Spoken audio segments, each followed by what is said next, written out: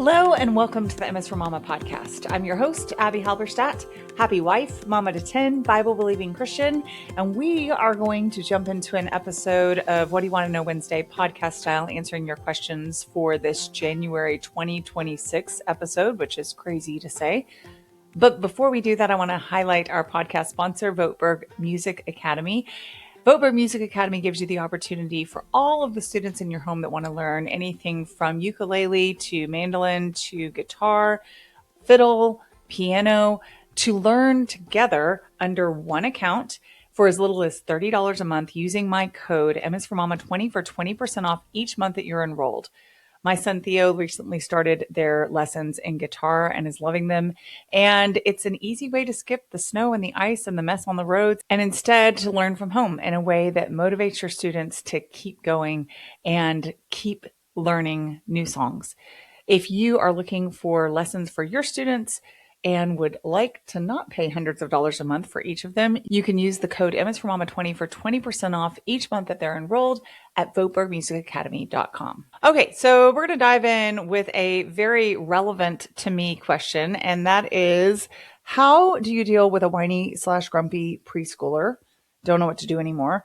My current 5-year-olds who will be in school this fall, so, well, they'll be learning. They're already learning in life, but they will be at our homeschool co-op and they'll be officially doing lessons with me this fall, are in a very whiny stage.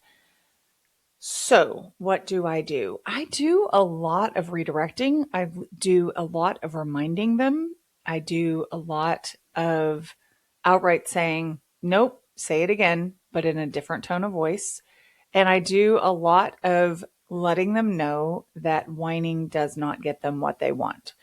So, does that instantly fix kind of this stage where they have gotten into a habit of speaking in a sing-song, whiny way, or saying, but I want it, or things like that, that kind of make every parent's flesh crawl a little bit? No, it's not an instant fix, but that consistency and that perseverance in giving them opportunities to try again, to practice, as soon as you see it coming, say, nope, I am not going to let you say it that way. I can tell it's about to come out whiny. Be reminded that we say things in a respectful and kind and honoring way to others. And you can tell them, and that looks like this. Now, sometimes there's going to be insistent whining that leads to a consequence, like a loss of a privilege. This happened with my 7-year-old just the other night when he was wanting to have a cookie. Now, he's not a preschooler. And so when I say that it's not an instant fix, I really do mean that. Even though he's made great strides and I say 7, he will be 7 very, very soon, but he's just on this side of 7. So he's 6 still, but so he has plenty of time to practice, but yeah, it is frustrating, especially as a homeschool mom.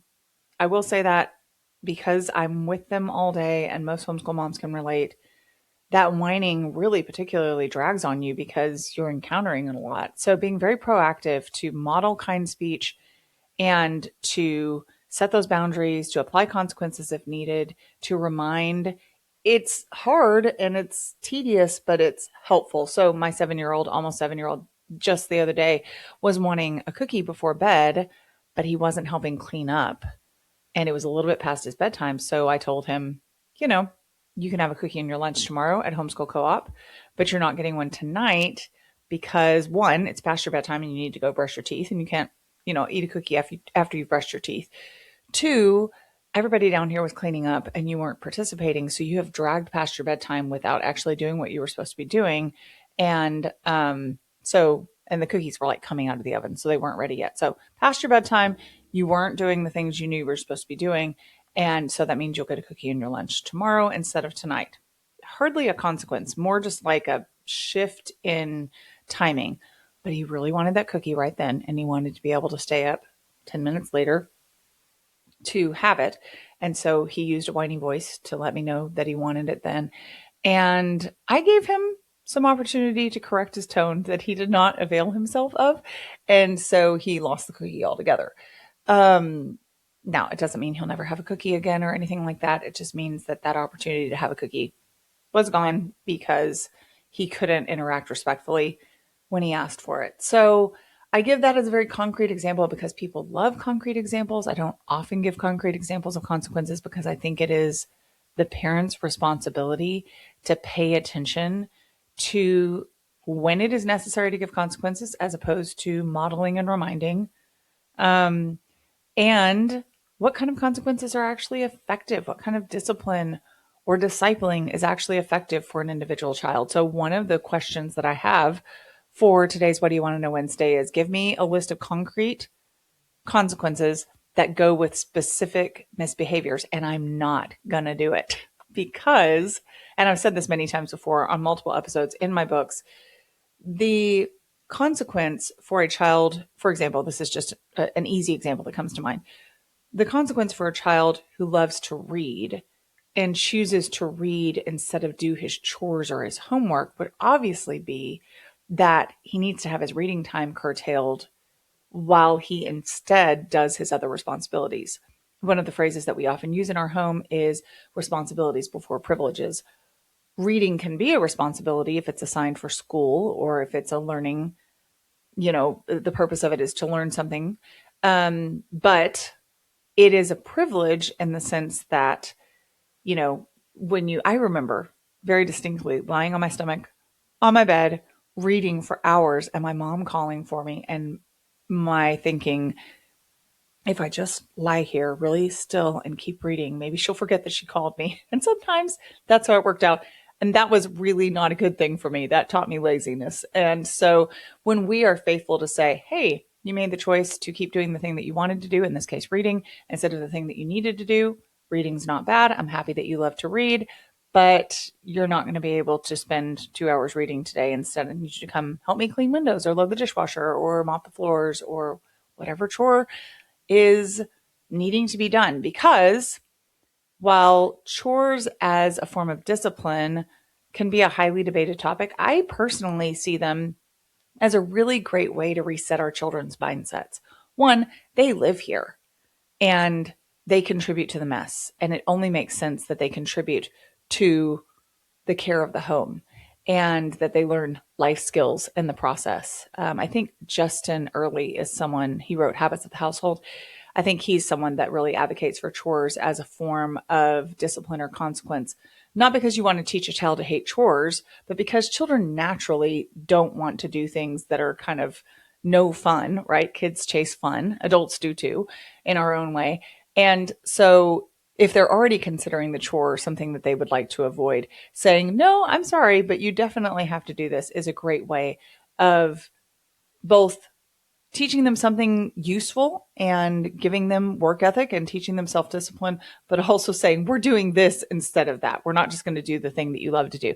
So circling back around to why I'm not going to give a case by case for this infraction, this consequence, is because if you were to say to a child who doesn't like to read, you can't read for an hour today, or at least you're not allowed to read until you do X, Y, or Z, he'd be like, I didn't want to read anyway, man. So that may be a silly example in the sense that, duh, Abbie, you wouldn't take away something or give somebody a chore that they absolutely love to do. For example, if you've got a child who loves organizing things and organizes things for fun voluntarily, that might not be the chore to give them as a form of discipline if they've skipped out on another chore that they find repugnant. So common sense, prayer, discussing it with your spouse, asking an in-person mentor who actually knows your kids if she's noticed an effective way of helping your child learn a lesson. Those are all really great ways of getting out of that rut of thinking, I just don't have any natural consequences that pop to mind. Because I will tell you this, not every poor choice on our kids' parts, one, requires a consequence. Sometimes it's better to have a conversation. Sometimes it's better to remind. And other times that consequence is definitely necessary. And it's our job as parents to seek the Lord for wisdom in the nuance of when to do what. But also when that consequence is necessary, and that's really evident, going down a list and saying, you did this, and therefore this is going to happen to you every single time, is often a recipe for rebellion because you've got a kid who doesn't feel like you actually know them or see them or care about them as an individual. They're just, a factor that you plug into an equation. And also, this is what I started to say earlier, not every poor choice on our kids' parts has a natural consequence. So there's not always going to be a perfect correlation between point A and point B. Sometimes you simply have to say, this is what's happening because I know it's a pain point for you, and I want it to be a lesson learned to help you remember this was not your favorite experience. Just like it talks about in Hebrews 12, it says in Hebrews 12:7, it is for discipline that you have to endure. God is treating you as sons. For what son is there whom his father does not discipline? And of course, this means what son or what daughter. If you are left without discipline in which all have participated, this is a foregone conclusion in Scripture, then you are illegitimate children and not sons. Besides this, we have had earthly fathers who disciplined us, and we respected them. Shall we not much more be subject to the Father of spirits and live? For they disciplined us for a short time, as it seemed best to them. And I love that phrase, as it seemed best to them. Part of that, as it seeming best to them, has to do with the prayer, the seeking of wisdom, the studying your kids, the using common sense, the individualization of parenting for each child. But he disciplines us for our good. This is referring to God, that we may share his holiness. For the moment, all discipline seems painful. In other words, if you give a consequence and your child laughs about it because it doesn't bother him, it's the wrong consequence. I can tell you that. But later it yields the peaceful fruit of righteousness. This is so key to those who have been trained by it. So I said I wasn't going to answer that question with a list of do's and don'ts, and I'm not.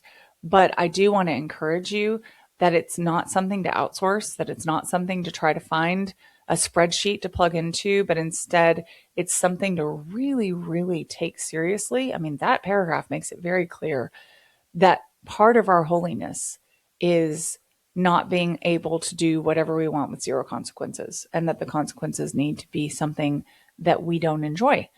So circling way back around the original question that I piggybacked off of with that conversation about discipline and a whiny child, it needs to be that your goal is to help your children understand the heart of why whininess is disrespectful and dishonoring to others, why it's a source of frustration and it's not a blessing. And we are teaching our kids, hopefully, to be a blessing. So whether that's, again, through discipline or consequences, whether that's through modeling, whether that's through giving them opportunities or requiring them to take the opportunity to try again and alter their tone, just know that while there's probably not an immediate, I'm going to get them to never whine again with this one little trick, it is something to persevere through, because that child will eventually get it.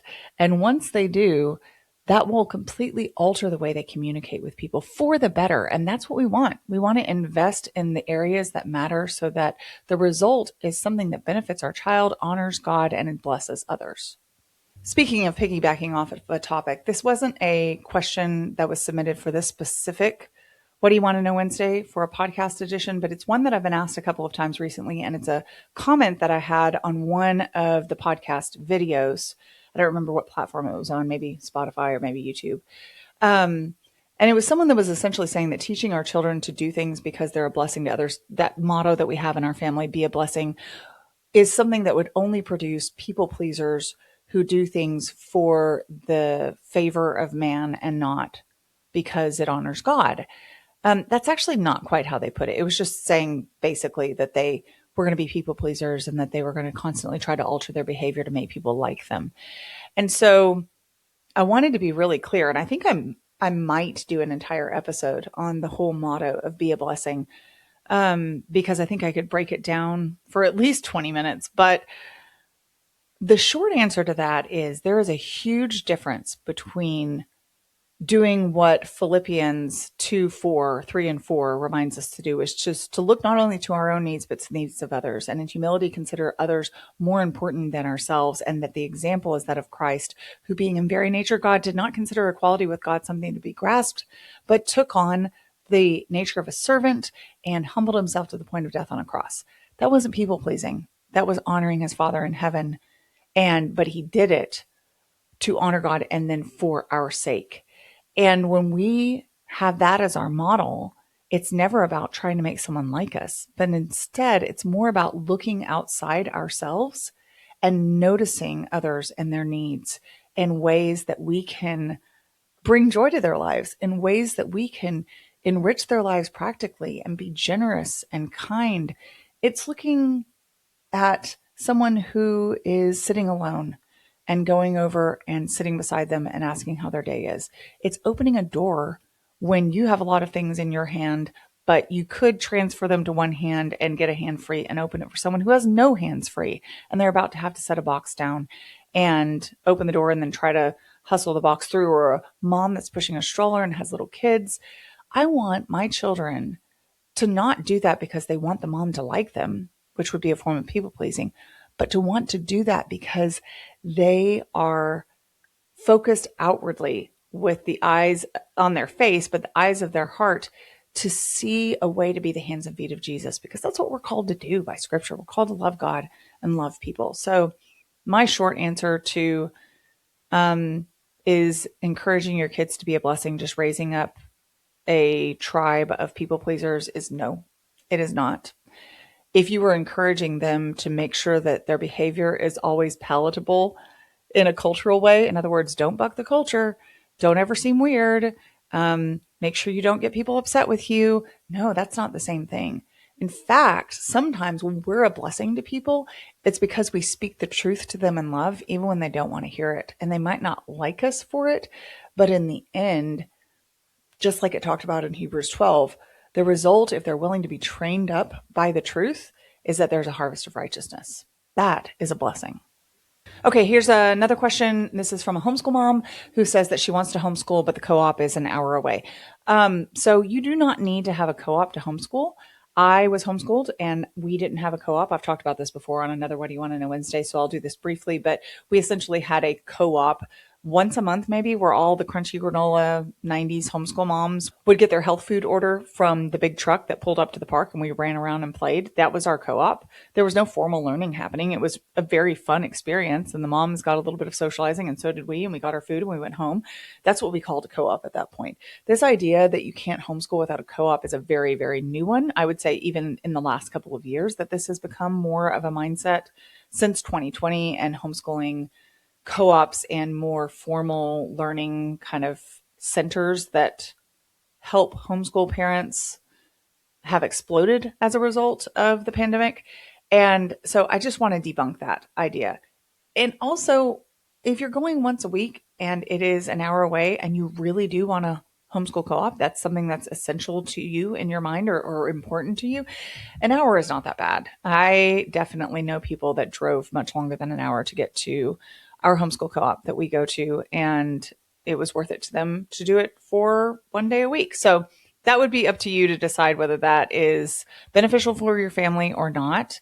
But I just want to encourage you that having school at home, spending time in nature, reading good books, making recipes together, going to church, volunteering in your community, going to the park, those are all completely adequate and sufficient elements of homeschooling that do not need co-op tacked onto them. We love our co-op and I'm grateful that we have it, but I do not think that it is necessary for us to be able to homeschool.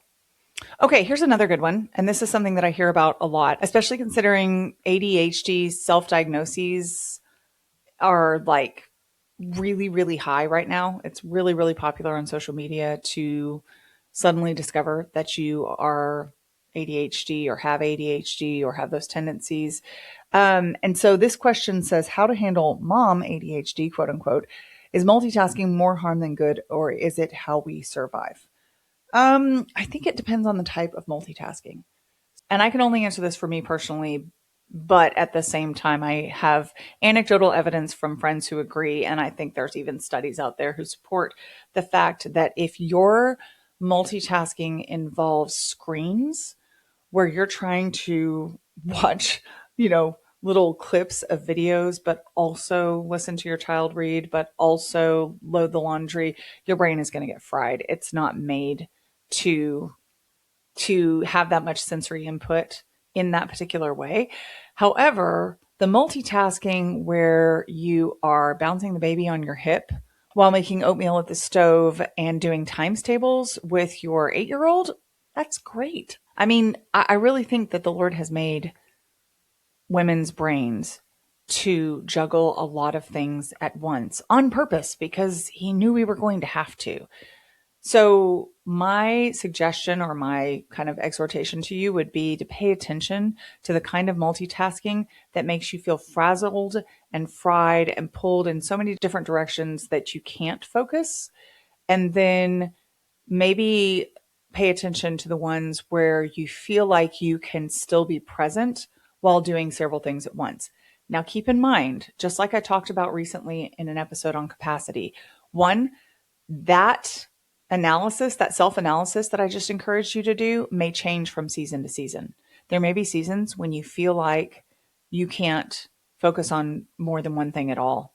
And you're just going to have to sit with your toddler and read the books to them.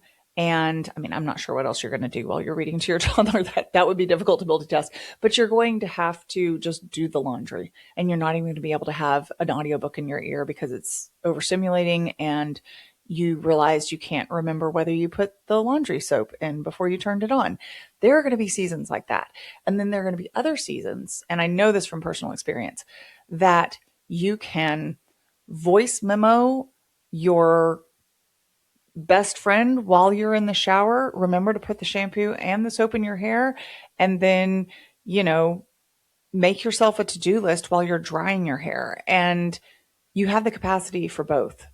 So I'm kind of torn on this one because I personally find that when I'm forcing multitasking to look like a frantic circus, then it usually doesn't go too well.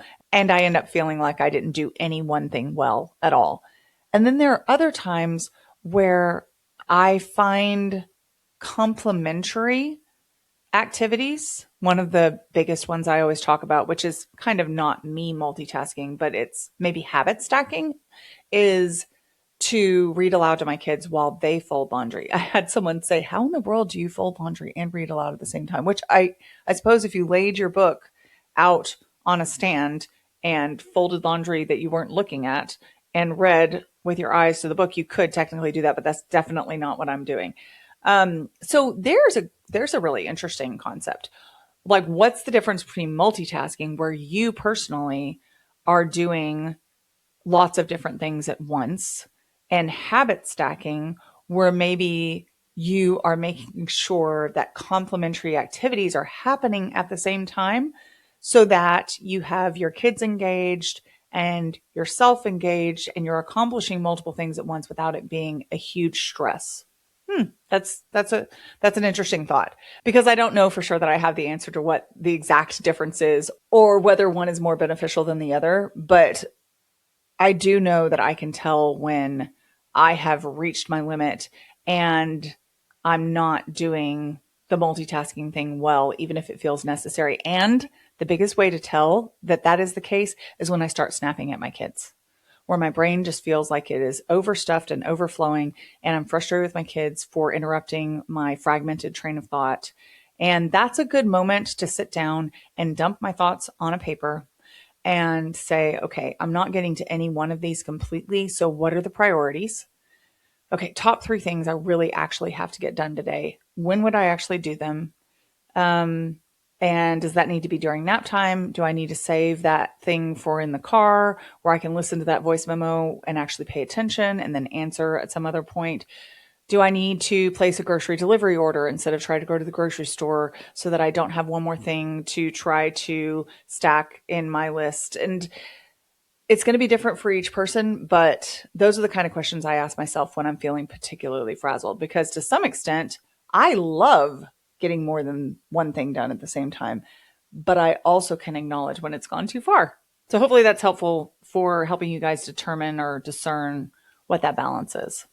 Okay, this is another question that I get asked a lot, and it's about pregnancy after loss and struggling to trust the Lord because you're scared and you're worried and you feel like you might go through that heartache again, and you might. I can't guarantee you won't. I do feel like the main question I'm asked about that is, what is the formula for doing this? No one actually says that, but they ask me how I personally handle the concept of getting pregnant again after 3 miscarriages and no live births in between the twinbies and now. Um, and I always find myself a little resistant to that, not because it isn't a legitimate question to ask. I understand why they would ask, but because my approach may not be somebody else's approach. So I'm always going to go back to the principles, of course. One, in Matthew 6, we're told not to worry about tomorrow because tomorrow has enough trouble of its own. When people are really struggling with whether or not to get pregnant again because something bad could happen again, I can't tell you that it won't and that it can't. I'd be a liar. And I don't know the future. Only God does. But I can tell you that that is borrowing trouble from tomorrow, and that our mindset and our stress greatly affects everything in our bodies, including our fertility. And holding too tightly to that understandable worry can actually cause problems in our bodies, can cause problems in our hormones. So my encouragement would be to ask the Lord to give you peace, to trust him. You go back to Proverbs 3, 5, and 6. Trust in the Lord with all your heart. Lean not on your own understanding. In all your ways acknowledge him, and he will make your path straight. That doesn't mean your straight paths will lead to the outcome that you want them to, guaranteed. But at least you can recognize who is straightening those paths. The Lord is. He's in control. Regardless of whether the outcome is what we desire, we can say, blessed be the name of the Lord. Right there with Job, the Lord gives and the Lord takes away. Blessed be the name of the Lord. Finding a way to recognize that in his sovereignty, God is good regardless of our circumstances is so hard for everyone. I don't know anyone who's like, wow, that's a snap. That's a super easy thing to do. I have no trouble with that whatsoever. Probably that just means their life has gone exactly how they wanted it to, and they've never actually had to confront this. But I think it's particularly hard when you're talking about a desire for a child, or for going through the physical and emotional and spiritual, honestly, pain and grief of losing a child, especially when it happens multiple times. So I don't have a pat answer for you. I do have principles to lean on, and that is that the Lord is working everything for our good for those who love him and are called to according to his purpose, that he who began a good work in us will bring it to completion in the day of Christ Jesus, that he is with us even to the end of the age, that he is near the brokenhearted, that he binds up our wounds and carries our tears in a bottle, that our names are graven on his palms, that he is a God of love, slow to anger, and abounding in loving kindness, that he holds the whole world in the palm of his hand and he spoke it into existence, which means he has not forgotten about the details of our lives.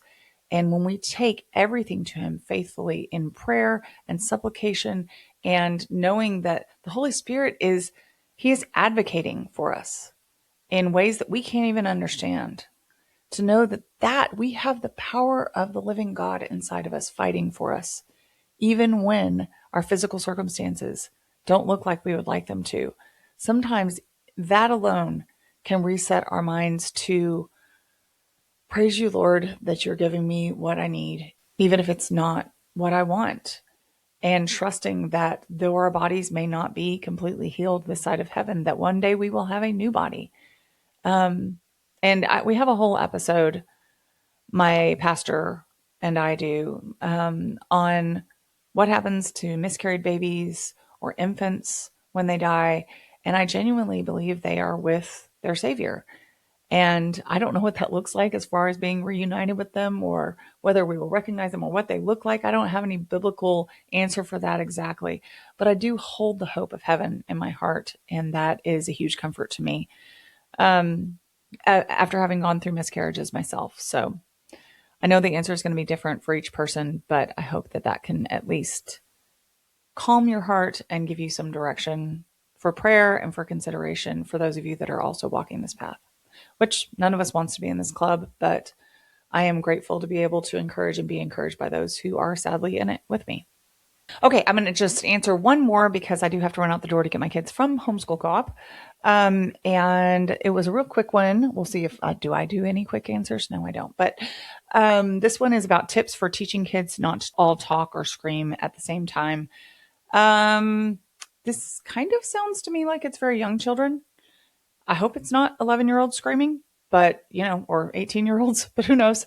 Um, so one thing that we've done is, and this is to do with interrupting, but a lot of times if they're talking at the same time, it's because they're trying to get your attention at the same time, in which case they're probably interrupting one of their siblings or somebody else, is we will teach our kids to place their hands on our arms, um, and wait until we can give them our attention, especially with young children. You don't want to make them wait a long time. They didn't come with the long attention span mode activated, and it's not going to be activated for a while. So it's important that you don't just stand there, finishing a really long conversation while your toddler yanks on your arm, because at that point, you're going to get frustrated that your arm is being yanked on and have to deal with that as a disciplinary issue. And so kind of set yourself up for success if you have something like this you put in place. So put your hand on my arm, and in just a couple seconds, I will be able to get to you. Or I will say, I actually can't get to you quickly right now. You're going to have to wait just a minute. And I haven't forgotten about you, though. Making that eye contact and letting them know that they're seen. Like, hey, I still see you. I'm going to talk to you in just a second. And I will just actively say, I mean, y'all, I will just tell you, I literally say, stop talking. Your brother was already talking to me. So stop talking for right now because I can't process what you're saying, and sit right there, right beside me so I don't forget about you. And I will talk to you in just a second. But then actually do what you say, because if you say you're going to help them in a few seconds and really it's like 7 minutes later because you get so into this conversation that you completely blow them off, then you've lost credibility. And believe me, I have done this before. So I've had to apologize to my kids and be like, I'm so sorry. I got distracted. And there's grace for that. But, in general, try to do what you say you're going to do and get to them as quickly as possible. And then I have this whole chapter in MS for Mama called Bootcamp Parenting, where we talk about focusing on a particular behavior that's problematic in a way that helps to untangle it pretty quickly. And there are certain behaviors that are pretty easy to address. Give your kids clear expectations. Hey, when we come in the house, I mean, for us, like today, when we come in the house after homeschool co-op, if I notice all of my kids are really loud coming in the door, I'm going to stop everyone at once and be like, hey, it is really loud in here. If you need to run off some energy, go outside, which right now it's nice outside for us, so I can do that. You could say go in the living room or go sit and draw at the kitchen table. Kind of have a plan for them to help them to harness that energy if it's just nervous energy or pent up energy that they're running off with their mouth. But go do something else for right now, or take a deep breath, or go get a drink of water. And then if you need to tell me something, come tell me, and I'll talk to you in order, of the person that came and talked to me. Then you can implement some of the things I'm talking about with interrupting or waiting or learning to be patient. But if everybody's just talking to talk, I have no problem with being like, hey, everybody zip it up for a moment. Listen to me. Here's the parameters. You can talk in a normal tone of voice, but if everybody's talking at once and it's crazy in here, we're going to have to spread out a little bit, or somebody's going to have to take turns, or you're going to need to do this activity while he finishes talking. And it's your job as their mom. Like, don't feel at all weird about being like, you get to talk and you don't, because sometimes you, as the mom, you just know what the priority is. So I've got a 9-year-old that loves to tell stories, and his stories are the cutest. But he talks 90 miles a second, hardly takes a breath. It's at the top of his voice, and he's like laughing the whole time he's telling the story because he has this joyful personality. It's precious, but at the same time, it's really loud. So sometimes I just have to say, hey, I love your story, but I can't hear anything your sister is telling me about what she needs to do for school. So either take it somewhere else or finish it up, or hold on just a second and then you can resume the story. That's okay. As the mom, that's kind of under your purview of using your judgment and your common sense to see what will create more peace in your home. Because what you don't need is feeling like, I should never tell anybody when they should stop talking, and I don't know who to prioritize, to the point that it's so loud and chaotic that you lose your cool, and then you're yelling at people to be quiet instead of calmly telling them, hey, here's the rules of engagement. Here's what we're going to do. This is what I need from you. So hopefully that helps. And I'm going to run out the door and grab my kids. And I hope you guys have a great rest of your week. I'll see you next week. If you enjoyed the M's for Mama podcast, I would be so honored if you would subscribe and follow along, maybe share with friends or even leave a review. And if you want more content on motherhood and biblical responses to cultural issues, be sure to follow along on Instagram at m.is.for.mama.